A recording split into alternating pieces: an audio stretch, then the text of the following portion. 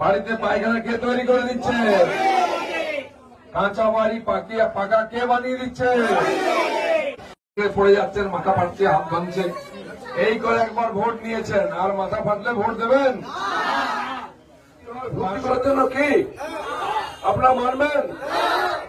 বলে তোদের 500 টাকা তোর কাছে না, নিতে হয় নিয়ে নিন, ভোটটা পদ্ম ফুলে দিন। কি দেবেন তো? নরেন্দ্র মোদী গরিব মানুষের জন্য কাজ করেছেন। এই যে আমাদের বাংলার গ্রাম বাংলার মানুষ, আমরা সবাই চাষা ভুতো, ধোপা নাপি, তারপরে কুমোর কামার ছুতোর সোনার যত আছে, গরিব মুসলমান আছে, এসটি এসসি ওবিসি মাইনরিটি, এই যে গ্রামে থাকি যারা আমরা, তাদের জন্য উনি 4 বছর চাল দিচ্ছেন, বলছেন আরো 5 বছর ফ্রিতে চাল পাবেন, না খেয়ে কেউ মরবে না।